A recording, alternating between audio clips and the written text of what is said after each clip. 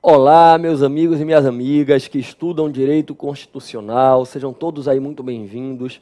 Eu sou o professor Rafael Barreto e nessa aula eu vou dar continuidade no projeto de estudo dos informativos do Supremo Tribunal Federal.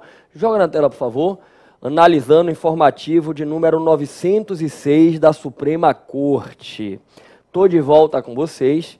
E eu queria de início registrar, joga na tela, que vocês podem ter acesso a todos os meus contatos lá no meu site pessoal, no rafaelbarreto2r2t.com.br. Estou de volta com vocês. Lá no meu site vocês encontram os meus contatos, meu e-mail, meu Periscope, meu Instagram, inclusive lá no meu site vocês encontram a totalidade das aulas aí do projeto de informativos do Supremo.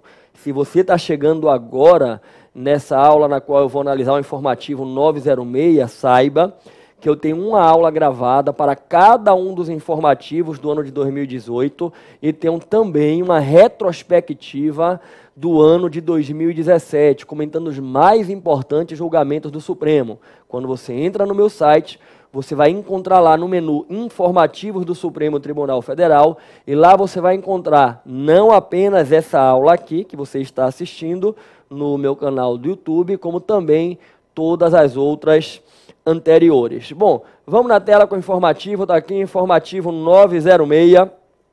E o primeiro julgado, gente, ó, vamos pegar aqui no plenário, ADIM vinculação de receita de impostos. São inconstitucionais as normas que estabelecem vinculação de parcelas das receitas tributárias a órgãos, fundos ou despesas por desrespeitarem a vedação contida no artigo 167, inciso 4, da Constituição Federal. Com esse entendimento, o plenário julgou procedente pedido formulado em ação direta para declarar a inconstitucionalidade do artigo 226, parágrafo 1º, da Constituição do Estado do Rio de Janeiro, que cria o Fundo de Desenvolvimento Econômico e a ele destina recursos provenientes do Fundo de Participação dos Estados. Estou de volta com vocês e preste atenção, nós já tivemos inúmeros casos similares a esse ao longo dos anos no Supremo Tribunal Federal, de normas de constituições estaduais que criam determinados fundos e fazem vinculação da receita tributária. E por que que isso é inconstitucional? Como a gente viu noticiado aí no julgado, vamos pegar a Constituição no artigo 167, joga na tela, por favor. Aqui a gente está na parte orçamentária da Constituição. E olhem como tem aqui no artigo 167. São vedados. Aí vem o inciso 4. A vinculação da receita de impostos a órgão, fundo ou despesa, ressalvada a repartição do produto da arrecadação dos impostos, a que se refere aos artigos 158 e 159, a destinação de recursos para as ações e serviços públicos de saúde, para manutenção e desenvolvimento do ensino e para a realização de atividades de administração tributária, como determinado, respectivamente, pelos artigos 198, parágrafo 2º, Saúde, 212, Educação, 37, inciso 22, Administração Tributária, bem como a prestação de garantia às operações de crédito por antecipação de receita prevista no artigo 165, parágrafo 8º, bem como no parágrafo 4º deste artigo. Estou de volta. E por que que a Constituição veda você vincular a receita de imposto a qualquer órgão, fundo ou despesa que venha a ser instituído? É porque, gente, isso estaria limitando a iniciativa do chefe do Poder Executivo para fazer a gestão do orçamento. Preste atenção. Aqui não está sendo previsto que é proibido ao Estado, ao Executivo, fazer dotação orçamentária para custear algum determinado fundo. O que está sendo previsto na Constituição é que é proibido você fazer a vinculação de receita, engessando a autonomia que o governador, que o prefeito tem de fazer a gestão das finanças públicas. Prestem atenção, toda vez que você faz vinculação de receita, você tira a autonomia do chefe do executivo para definir onde é que ele vai investir o dinheiro que ele tem ali dentro do seu orçamento. E a Constituição já fez vinculação de receita com a questão da saúde, com a questão da educação e prevê também prioritariamente a administração tributária, a destinação de recursos.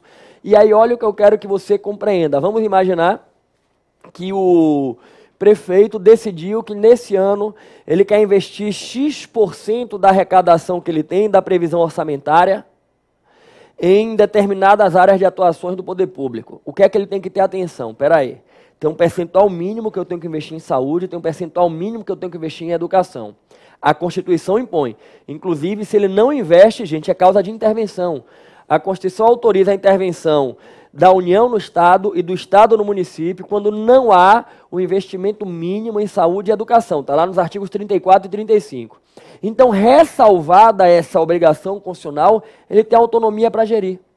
E aí olha o que acontece, a Constituição do Rio de Janeiro, por meio de uma emenda, então, provavelmente deve ter sido iniciativa parlamentar, os parlamentares criam isso aí, ou até que tenha sido do governador a proposta da emenda, mas foi do governador no momento daquele debate legislativo, criam esse fundo vinculando a receita e retirando a autonomia dos governadores futuros de fazerem a gestão do orçamento. E aí não cabe. Essa é a ideia do artigo 67, inciso 4, ok? Vamos voltar na tela, então. São inconstitucionais as normas que estabelecem vinculação de parcela das receitas tributárias aos órgãos, fundos ou despesas. Um outro ponto que eu quero chamar a atenção nesse julgado é o que está aqui, ó. O colegiado julgou ainda prejudicada a ação quanto ao artigo 56 do ato das disposições constitucionais transitórias da Constituição Estadual, por se tratar de norma cuja eficácia se exauriu há 18 anos. Estou de volta com vocês. Norma constitucional de eficácia exaurida. Que classificação é essa, gente? Uma norma constitucional de eficácia exaurida é uma norma que, ó, já produziu todos os seus efeitos. A eficácia, a produção de efeitos, se exauriu. Isso é uma norma de eficácia exaurida. Via de regra, as normas que estão no ato de disposições constitucionais transitórias são normas cujos efeitos vão se exaurir em um determinado tempo. Porque senão são normas que visam tratar de situações permanentes, definitivas, senão estariam na parte permanente da Constituição. Se elas vão para a parte transitória, é porque elas visam disciplinar uma situação que é momentânea, que vai valer por um período de tempo. E quando se implementa essa situação, a eficácia se exaure. É a chamada norma de eficácia exaurida. E olha o que eu quero que você compreenda, não cabe em sede de uma ADIM discutir uma norma de eficácia exaurida que não produz mais nenhum efeito. Por quê? Porque na ação direta de inconstitucionalidade, o que se decide é se determinado objeto de impugnação está violando determinado preceito da Constituição, parâmetro de controle. Na ADIM eu não discuto se uma norma violou a Constituição. Eu discuto se a norma está violando. Inclusive, alguns denominam isso o princípio da contemporaneidade. Os elementos da ação, o objeto e o parâmetro, têm que ser contemporâneos ao momento de julgamento. Agora, pare para raciocinar. A norma teve eficácia exaurida, não produz mais nenhum efeito. Como é que ela pode estar violando a Constituição? Então, a norma de eficácia exaurida não vai ser objeto de julgamento em uma ação direta de inconstitucionalidade. E percebam, vamos jogar na tela, que houve o ajuizamento da ação e o tribunal disse, está prejudicado porque essa norma já se exauriu há 18 anos. Estou de volta com vocês.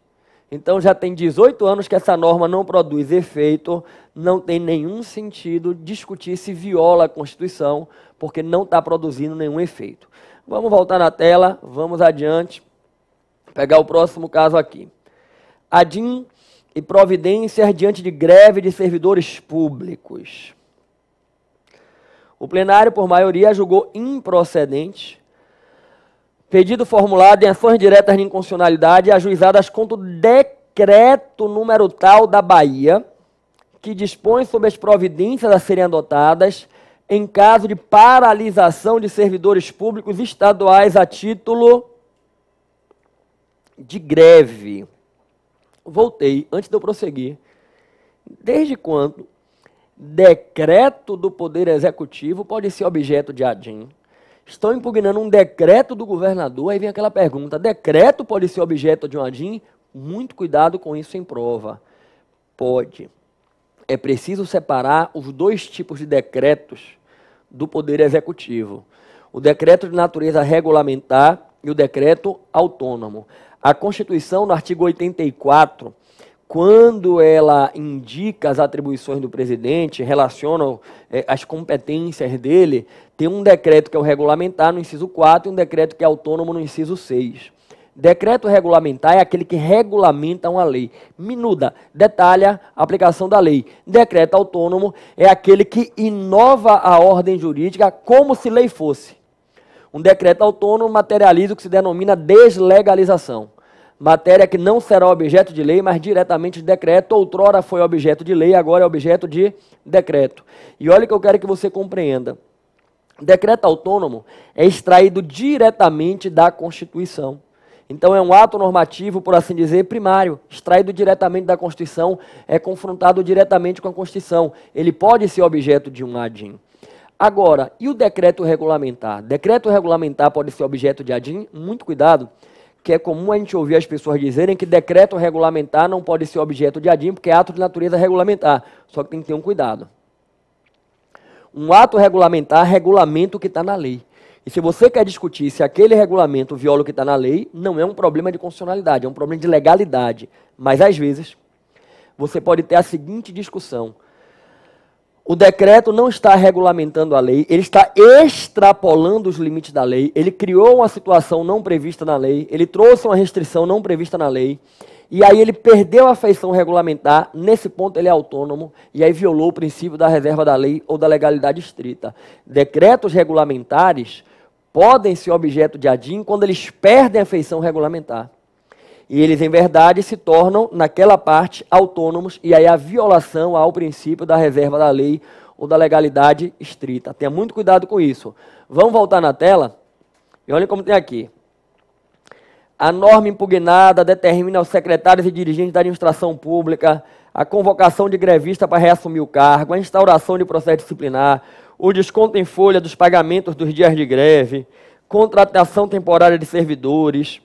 O tribunal considerou tratar-se de decreto de caráter autônomo. Estou de volta. E sendo um decreto autônomo que não visou regulamentar texto de lei, mas dispor diretamente sobre uma determinada matéria, o tribunal entendeu que não haveria nenhum prejuízo aí ao conhecimento em um ADIM, ok? Vamos voltar na tela e no mérito, ó, olhem como tem aqui no mérito. A norma impugnada apenas prevê a instauração de processo administrativo para se apurar a participação do servidor na greve e as condições em que ela se deu, bem como o não pagamento dos dias de paralisação, o que está em consonância com a orientação fixada pela Corte no julgamento do mandado de junção 708. Nele, o plenário determinou até a edição da legislação específica, a que se refere o artigo 37.7 da Constituição, a aplicação das leis 7.701 de 88 e 7.783 de 89, estou de volta. E aqui eu quero lembrar para vocês o tema da greve do servidor público. Se lembre que a Constituição autoriza aos servidores públicos o direito de greve nos termos de lei específica. É o artigo 37, inciso 7 da Constituição. Essa lei específica até hoje não existe e por isso vieram os mandados de injunção. Até 2007, o Supremo entendia que no julgamento desses mandados de injunção, ele apenas certificava a inexistência da lei que disciplinava a greve, mas não poderia autorizar o direito. Porém, em 2007, ele mudou. No julgamento de 3 mandados de injunção, não foi apenas o 708, não. Foi o 670, o 708 e o 712, ou foi 712. 3 mandados de injunção que envolveram o direito de greve do servidor e o Supremo julgou procedente para autorizar o exercício do direito de greve do servidor, determinando a aplicação por analogia da lei da greve na iniciativa privada, que é a 7783 de 89 e a 7701 de 88, para reger o aspecto do processo judicial, definição de questão de competência, foi nesse sentido. Então, a greve no serviço público hoje ela é autorizada a partir das decisões do Supremo nesses 3 mandados de injunção. E é muito interessante porque eram mandados de injunção impetrados por categorias específicas, eram 3 mandados de injunção coletivos, e o Supremo autorizou a greve com eficácia erga omnes para todos os servidores públicos no Brasil. E aí, quando você pega a lei do mandado de injunção, que é bem recente, que é de 2016, você vai perceber que quando a lei menciona a decisão judicial, ela prevê expressamente que pode ser concedida eficácia erga omnes, ou seja, ultra partes erga omnes, a decisão no mandado de injunção. E foi o que o Supremo fez lá em 2007, quando julgou esses casos da greve. Bacana quanto a isso, vamos voltar no informativo e a gente avança, ó. Vamos pegar aqui os próximos casos.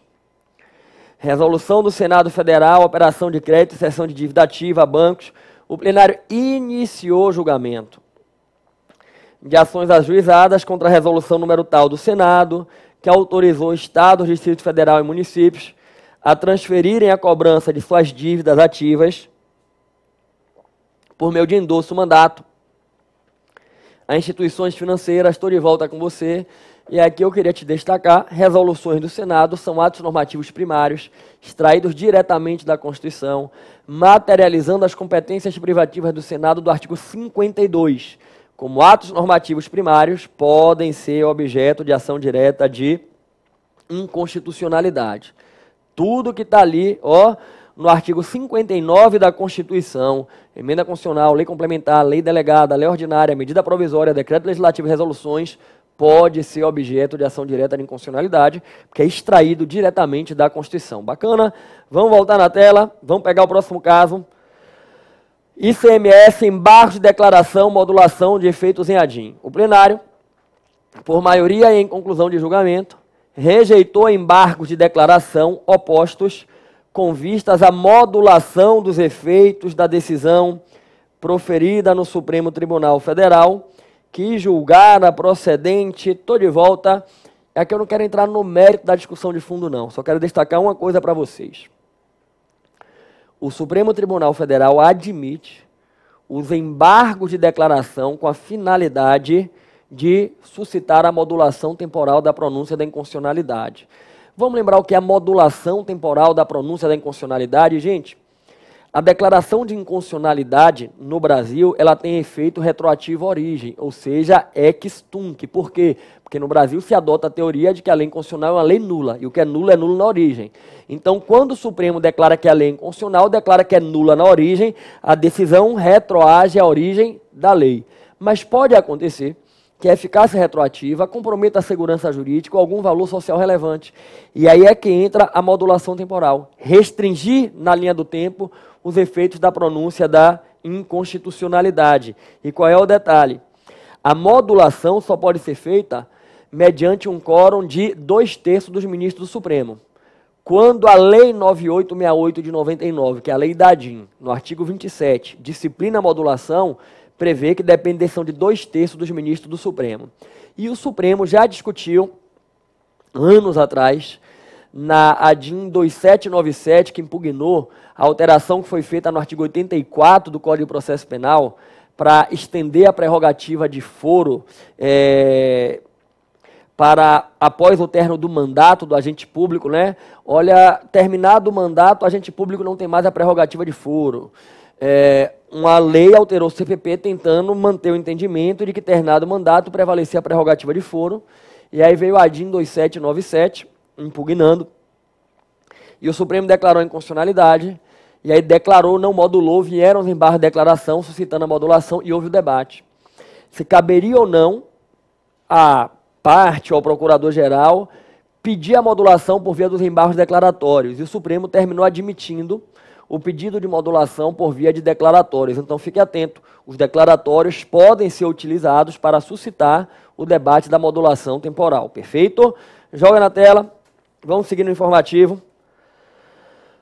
Aqui, ó, o colegiado asseverou que a proposta de modulação foi enfrentada e recusada no próprio julgamento de mérito, e aí entendeu que não caberia porque já tinha sido debatida. Bom, a próxima questão é uma questão relevantíssima. A questão da condução coercitiva do réu, do investigado, olhem como está aqui.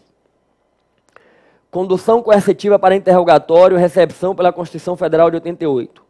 O plenário, por maioria, julgou procedente pedido formulado em arguições de descumprimento de preceito fundamental para declarar a não recepção da expressão para o interrogatório, constante do artigo 260 do Código de Processo Penal, e declarar a incompatibilidade com a Constituição Federal da condução coercitiva de investigados ou réus para interrogatório, sob pena de responsabilidade disciplinar, civil e penal do agente ou da autoridade e de ilicitude das provas obtidas, sem prejuízo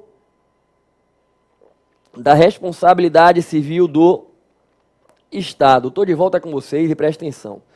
Um dos mais importantes julgamentos do primeiro semestre, e certamente quando chegarmos ao final do ano a gente vai dizer um dos mais importantes julgamentos do ano. O Supremo Tribunal Federal decidindo que a condução coercitiva do réu ou do investigado para interrogatório é incompatível com a Constituição. Não foi recepcionado. Não é o caso de declarar inconstitucional, porque é uma norma anterior à Constituição. E lei anterior à Constituição, quando em conflito com ela, pela teoria que se adota no Brasil, é caso de revogação. Inclusive por isso que foi a DPF, não a DIN. Lei anterior à Constituição não é a DIN, é a DPF. E não é pedido de inconstitucionalidade, é pedido de revogação. Não foi recepcionado, houve uma revogação. E aí é importante a gente destacar algumas coisas desse julgado. Vamos voltar nesse julgado aqui, por favor. Olhem só. Não foi recepcionada a condução coercitiva de investigado ou réu, sob pena de responsabilidade, bem como ilicitude da prova. Aí olha só. O tribunal destacou que a decisão não desconstitui interrogatórios realizados até a data do julgamento, ainda que os interrogados tenham sido coercitivamente conduzidos para o referido ato processual. Estou de volta. É como se tivesse havido uma modulação, mas a gente vai ver um pouquinho mais adiante um destaque, que não seria bem uma modulação, mas é importante compreender que essa interpretação não anula eventuais interrogatórios que tenham sido feitos a partir de condução coercitiva. Vamos jogar na tela e aqui trazer destaques do voto do ministro Gilmar Mendes, relator. Gente, de início, o relator esclareceu que a hipótese de condução coercitiva, objeto das arguições, restringe-se tão somente àquela destinada à condução de investigados e réus à presença da autoridade policial ou judicial para serem interrogados. Assim, não foi analisada a condução de outras pessoas como testemunhas ou mesmo de investigados ou réus para atos diversos do interrogatório como reconhecimento. Estou de volta. É fundamental delimitar o objeto da discussão, para que você não saia por aí dizendo ou respondendo em prova que a condução coercitiva não existe mais dentro do nosso sistema jurídico de acordo com o que o Supremo decidiu. O Supremo decidiu tão somente um aspecto sobre a condução coercitiva. O Supremo decidiu que o réu, o investigado, não pode ser conduzido coercitivamente para o seu interrogatório. Foi isso. É fundamental delimitar que esse foi o objeto da discussão, ok? Vamos voltar na tela. Aí, fixado o objeto da controvérsia, afirmou que a condução coercitiva tornou-se obsoleta, porque a Constituição de 88 consagrou o direito do réu deixar de responder as perguntas sem ser prejudicado, direito ao silêncio. Estou de volta, gente. Esse é um argumento aqui consistente. Vamos interrogar o acusado. Ele tem o direito de permanecer em silêncio. Qualquer pergunta que possa lhe incriminar, ele não vai responder. Se ele tem o direito de permanecer em silêncio, qual é o sentido de conduzi-lo coercitivamente? A gente vai conduzi-lo coercitivamente para chegar lá, ele ser interrogado, ele dizer, não respondo nada, vou permanecer em silêncio. Não tem sentido, fica completamente desproporcional você conduzir alguém coercitivamente que tem o direito de chegar lá e ficar em silêncio. Não falar nada, não responder nada. Percebe? Há uma desproporcionalidade. E aí joga na tela, ó. O ministro destacou que as conduções coercitivas tornaram-se um novo capítulo na espetacularização da investigação, inseridas em um contexto de violação a direitos fundamentais, por meio da exposição de pessoas que gozam da presunção de inocência como se culpados fossem. E aí prosseguiu, tem vários aspectos aqui interessantes. Ó, a condução coercitiva representa uma supressão absoluta, ainda que temporária, da liberdade de locomoção. E aqui, ó, por fim, em relação à manutenção dos interrogatórios realizados até a data desse julgamento, mesmo que o interrogado tenha sido coercitivamente conduzido, o relator consignou ser necessário reconhecer a inadequação do tratamento dado, não do interrogatório em si. Por isso, não há necessidade de debater qualquer relação da decisão tomada pelo STF com casos pretéritos, inexistindo espaço para a modulação dos seus efeitos. Estou de volta com você, presta atenção. Olha o que ele destacou. Se houve condução coercitiva, foi incompatível com a Constituição. Mas isso não macula o interrogatório que tenha sido feito, porque o conduzido poderia ter ficado em silêncio. Houve mácula na forma de levá-lo, no tratamento. Mas o interrogatório em si não está maculado. E por isso que ele entendeu que não era caso de decretar a nulidade de interrogatórios feitos com base em condução coercitiva. E por isso que isso não cabe nem discutir a modulação, ok? Julgado muito importante esse. Fiquem muito atentos, vai ser muito explorado em prova. O fundamento maior para entender que não houve a recepção é o direito à não autoincriminação, o direito ao silêncio, a presunção de inocência. Se a pessoa presume-se inocente, tem o direito de não se incriminar, qual é o sentido de conduzi-la coercitivamente para responder aquilo que ela pode ficar calada? Percebe? Vamos voltar para o informativo, vamos seguir primeiro a turma. Direito civil, direito de família, impenhorabilidade do bem de família e contrato de locação comercial. Desses são muito importantes, mas é de turma, não é do plenário. Olhem só. Não é penhorável o bem de família do fiador nos casos de contrato de locação comercial. Estou de volta, gente. Muita atenção aqui. A turma, não é o plenário, por 3-2, entendeu que o bem de família do fiador não pode ser penhorado em contrato de locação. Por que é que tem que ter muito cuidado aqui? Porque o Supremo Tribunal Federal, o plenário, há muito tempo atrás, firmou entendimento que é possível penhorar o bem de família do fiador para fins de contratos de locação. O tribunal, à época, entendeu que isso estimularia a realização de locação, e a locação visa estabelecer para as pessoas a moradia. Então, isso estaria, de certa forma, viabilizando o direito fundamental à moradia, que havia uma discussão se poderia ou não penhorar por seu bem de família, né? Por seu bem de família. Só que o detalhe é que quando houve esse debate no Supremo, realmente o bem de família em discussão integrava um contrato de locação residencial. O locador queria uma casa para morar. E aí o Supremo entendeu que aquilo ali estaria estimulando, facilitando a realização dos contratos de locação. Aqui é uma situação diferente. É uma locação comercial. E aí a turma está dizendo, aquele entendimento do plenário de que pode penhorar o bem de família para contrato de locação não se aplica quando for imóvel comercial. Eu particularmente digo a vocês que não é adequado dizer que essa é a posição do Supremo, não. Decisão da turma por 3-2. Chegando no plenário pode ser outro entendimento, mas eu já vi várias vezes prova de concurso perguntando questão em cima de decisão de turma. Você chega hoje numa prova de concurso e está lá, bem de família do fiador não pode ser penhorado em locação comercial. Eu marco que está certo, mesmo sabendo que a posição de 3 ministros do Supremo, de um caso isolado de uma turma, porque eu já vi prova de concurso pegar precedente de turma e colocar como se fosse um entendimento consolidado do Supremo. Então fique muito atento quanto a isso. Vamos jogar na tela, está aqui, ó.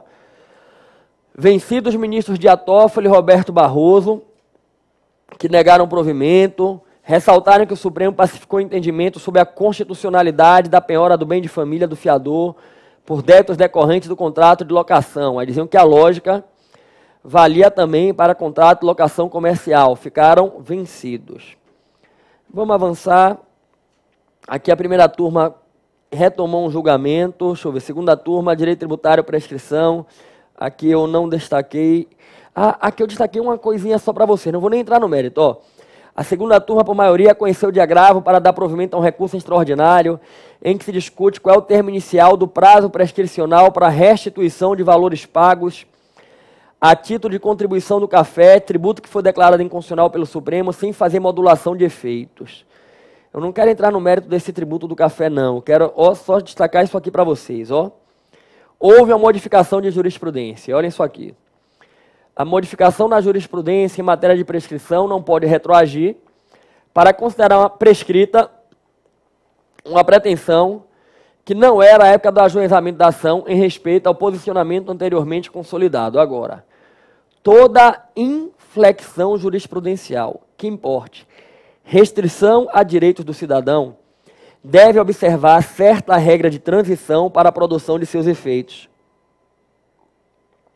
levando em consideração os comportamentos então tidos como legítimos, porquanto praticados em conformidade com a orientação prevalecente, em homenagens aos valores e princípios constitucionais. Estou de volta. Aqui está destacada uma orientação que é firme no direito constitucional, que é o seguinte: a mudança de jurisprudência não pode ser aplicada retroativamente, em respeito à segurança jurídica. É comum a gente dizer que a lei não pode retroagir para prejudicar direitos adquiridos, atos perfeitos, mas não é só a lei não, gente. A mudança de jurisprudência também tem que ter aplicação prospectiva, sob pena de quebrar com a segurança jurídica. No caso, vamos imaginar, a pessoa estava em dúvida se ela poderia ou não discutir a restituição de um valor tributário, se haveria ou não prescrição da cobrança, né, do pedido de restituição do que tinha pago a título de contribuição do café. E aí a jurisprudência dizia, pode cobrar que não está prescrito. Aí a pessoa entra com a ação está tramitando. Durante o andamento da ação, a jurisprudência que disse assim, entre com a ação que não está prescrito, mudou. O tribunal mudou de posição. E aí eu derrubo a ação dele, não cabe. Por que ele entrou com a ação? Porque o tribunal dizia, não prescreve, pode cobrar. O tribunal mudou, há uma quebra de segurança jurídica, se eu disser que essa nova interpretação se aplica para os casos pretéritos. É uma nova interpretação, ela tem que ser aplicada daqui para frente. Essa é a ideia. Fique muito atento, então, que a mudança de jurisprudência ela tem que ser aplicada prospectivamente, ok? Bacana, vamos voltar no informativo. E aí chega, ó, aos finalmente aqui, né? Aí vem aqui o resumo dos julgados, o clipping, né? E aí as inovações legislativas. Estou de volta com vocês. O que é que nós verificamos nesse informativo, gente? De número 906 do Supremo Tribunal Federal. Primeiro teve aquele caso lá da criação do Fundo de Desenvolvimento Econômico na Constituição do Estado do Rio de Janeiro. E o que é que a gente viu? São inconstitucionais as normas que estabelecem vinculação de parcela das receitas tributárias a órgãos, fundos ou despesas, por violarem o disposto no artigo 167-4 da Constituição. Assim, quando a Constituição cria Fundo de Desenvolvimento Econômico e vincula recursos, está violando o 167-4. A gente viu que a ADIM fica prejudicada se o objeto da ação já teve todos os seus efeitos produzidos, se é uma norma constitucional de eficácia exaurida. Norma de eficácia exaurida não pode ser objeto de ação direta de inconstitucionalidade. O exaurimento da eficácia da norma prejudica o andamento da ação direta. A gente viu também, naquele caso do decreto do governador da Bahia sobre a greve, decretos autônomos podem ser objeto de ação direta de inconstitucionalidade. Vimos que admite-se o uso dos embargos de declaração para pedir modulação temporal dos efeitos da declaração de inconstitucionalidade. Vimos que a condução coercitiva de réus ou investigados para interrogatório não foi recepcionada pela Constituição. A gente destacou que o conflito entre a lei anterior com a Constituição e a Constituição se resolve pela revogação e não pela inconstitucionalidade. A gente viu também a questão da penhora do bem de família, que a primeira turma, por 3-2, firmou um entendimento que o bem de família do fiador não é penhorável para contrato de locação comercial. E, enfim, a gente viu que mudança de jurisprudência que implique restrição a direitos, que atinja a segurança jurídica, tem que ser aplicada prospectivamente e não retroativamente, ok? Queridos, sobre o informativo 906, esses são os comentários que eu queria trazer.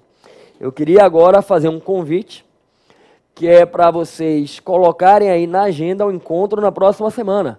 Na semana que vem a gente se encontrar para poder aí analisar o informativo 907 do Supremo Tribunal Federal. E destaco, se você está chegando agora no projeto, gente, vá lá no meu site, vamos lá na tela, ó, no rafaelbarreto.com.br, estou de volta, informativos do Supremo, e você vai ver uma aula para cada informativo do ano de 2018 e a retrospectiva de 2017. Eu queria te fazer um pedido. Se você puder, compartilhe essa aula, compartilhe esse projeto com colegas de estudo que você tem. Gente, eu desenvolvo esse projeto do estudo do informativo desde 2007. Eu pioneiramente criei esse projeto no Brasil. Eu ministrei aulas de informativos em diversas praças do Brasil. Precisei parar por um período e retomei agora em 2018. E esse projeto, com a graça de Deus, ele conseguiu auxiliar muitas pessoas a evoluírem no direito constitucional, inclusive a obterem aprovação em concursos públicos. E se você sente uma evolução no direito constitucional assistindo essas aulas de informativos, pode ter noção do quanto isso pode também ajudar outros colegas de estudo. E eu te peço essa ajuda. A minha missão como professor é ajudar cada uma das pessoas a alcançar os seus objetivos. O magistério, gente, não é um mérito pessoal, é um dom de Deus. A palavra nos ensina que magistério é dom e que dom é para proveito comum. Então eu, enquanto professor, tenho uma missão, ajudar as pessoas. O que eu estou te pedindo é que me ajude a ajudar. Então, se você puder, compartilhe a existência do projeto, convide pessoas para entrarem no site e acompanhar semanalmente essas aulas de informativos, ok? No mais, muito obrigado por estarem aqui, acompanhando os informativos do Supremo Tribunal Federal, que vocês sigam firmes nos estudos, que vocês fiquem com Deus, que vocês tomem posse da graça de Deus, não deixem a graça passar. Valeu!